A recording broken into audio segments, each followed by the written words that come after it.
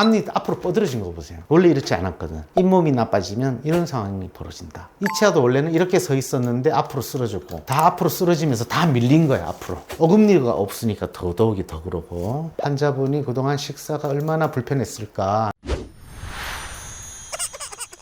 환자분이 최종 보철물을 하시고 나서 내원을 안 하신 거예요. 오랫동안 파절을 대고 다시 오신 거예요. 완벽하게 교합 상태라는 것들이 완성되지 않은 상태에서 사용하시면서 아주 유해한 힘들이 보철물에 계속 전달이 되면서 파절되지 않았을까, 이런 생각이 드는 환자분입니다. 40대 후반 정도 될 때에 환자분 내원하셨던 상태이고, 치아가 거의 많이 흔들리고요. 잇몸 계속 붓고 피나고 이 흔들리고, 식사할 때마다 씹으면 아파서 음식을 못 먹고, 이게 주 내 원소입니다. 지금 보시는 것처럼 이쪽 보면 뼈가 다 녹았어요. 앞니는 임플란트는 하나 이렇게 있는 상태에서 내원하셨습니다. 그래서 전체 위아래 다 뽑으시고 앞에 임플란트 살려서 쓰는 걸로, 그래서 임플란트 플래닝을 이제 진행을 합니다. 이 환자도 잇몸 질환이 심해서 잇몸뼈가 많이 망가진 케이스잖아요. 그래서 뼈에다가 어떤 걸 해야 돼. 그러면 개수가 많을수록 그 좋지 않은 뼈 때문에 임플란트 수술 자체도 공률에 위협이 되는 거죠. 그러니까 전략적으로 아주 좋은 부분만을 소수를 써서 전체 보철을 하나짜리로 해서 정확하게만 딱 맞출 수가 있다면, 임플란트 개수는 적지만 이 보철물이 각각의 임플란트를 씹을 때 보면 하나로 돼 있으니까 정확해야죠. 근데 디지털로 해보니까 이게 좋아진 거예요. 그래서 옛날에 아날로그로 손으로 만들 때는 맨날 문제 일으키고 수도 없이 반복해서 수리를 했는데, 디지털 해보니까 이 방법이 정밀도가 좋겠더라고요. 그래서 환자분 실제적으로 교환면 사진을 보시면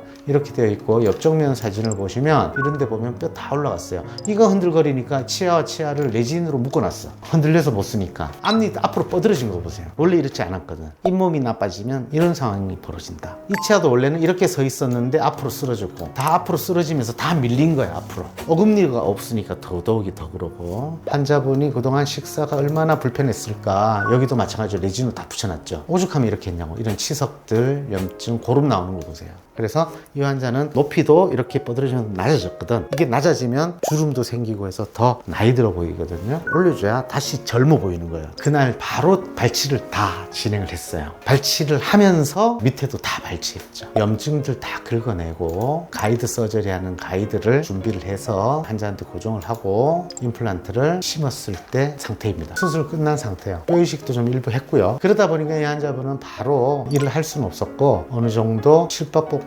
잇몸이 나을 때까지 기다려서 한 몇 주 기다렸던 것 같아요. 기다리고 나서 이 환자분은 이런 특별한 기구를 저희가 준비해서 만들었습니다. 이게 뭐냐면, 우리가 틀니 만들려면 위아래에 각각 본 떠서 본 뜨고 높이 맞추는 장치를 따로따로 만들어 가지고 따로따로 이제 높이 제거해서 다시 본을 떼야 되는데, 이런 요즘 들어서 많이 쓰는 바이트 하는 트레이예요. 그래서 임플란트에 임플란트 스캔 바디랑 꽂고 요걸 가지고 한 번에 위아래 본을 뜬 겁니다. 환자 본을 떴어요. 그 다음에 아래도 한꺼번에 해서 본 뜨고 높이를 맞춥니다. 자, 지금 보시는 것처럼 환자의 페이스 스캔, 그 다음에 눈의 평면, 각도, 그 다음에 여기 지금 현재 치아의 평면, 이런 것들을 다 고려하고 아까 보였던 기구들을 이용해서 수평선, 중심선, 이런 것들 다 해서 이제 치아 디자인입니다. 그러니까 실제 환자가 검사 속에 있다고 보시면 돼요. 디지털상에서는 약간 희미하게 환자를 돌려놓으면 아래에서 또 단면을 다 볼 수 있어. 투과도를 다 볼 수 있어. 이런 게 이제 디지털 장점이지. 전체 평가를 이런 식으로 쭉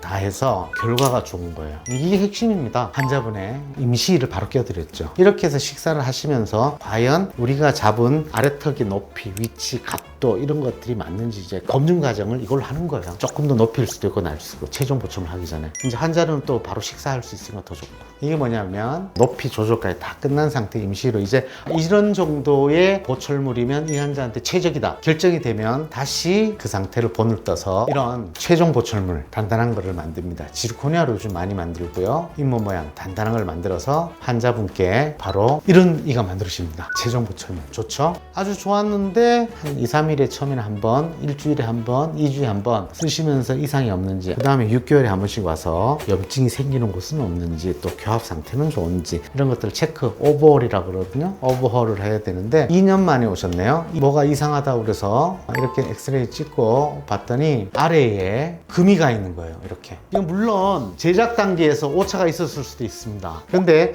여러 번 오셨으면 그거 분명히 저희 잡았을 거예요. 그래서 환자 장치를 풀어봤더니 이렇게 풀어져 세워져 있는 것이 깔끔하게 깨졌죠. 이게 워낙에 단단한 거다 보니까 한번 깨지면 부서지는 게 아니라 그냥 쫙 나가요. 그러니까 약간의 오차만 있어도 1개월도 가지도 않아요. 그렇게 해서 다시 만들어 깨어드렸죠. 그리고 나서서 환자분이 모습입니다. 웃을 때 보면 자연치아 같잖아요. 사진 한번 보실까요? 예쁘죠? 이런 식으로 오로넥스가 진행이 됐습니다. 얼굴 모양 보시면 젊어요. 되게 좋아요. 첫 번째, 올바른 양치질을 잘한다. 양치질 하는 방법도 첫 번째 올바라야 되고, 하루에 3번 내지 4번을 꼭 하는데 가장 중요한 거, 잠자기 바로 직전에 하는 거. 잠을 자면서 세균들의 활성도들이 계속 오랫동안 가기 때문에 잇몸이 나빠지니까. 그다음 두 번째, 그렇게 양치질을 아무리 잘 해도 치석이 100% 안 쌓이거나 세균들 때문에 잇몸질이 안 생길 수는 없어요. 양치질 방법이 좋지 않은 분, 자주 하루에 4번씩 양치 안 하시는 분들은 더 심해지겠지만, 그리고 잘 하시는 부분은 조금 더 심하진 않겠지만 누구나 치석은 쌓이기 때문에 정기적인 치과를 방문해서 이런 치석이나 염증 제거, 그 다음에 잇몸 염증 관리, 혹시나 문제가 있는 부분은 빨리 치료하는 거, 그거를 해줘라. 2가지만 잘 하시면 오로넥스 안 하셔도 돼요.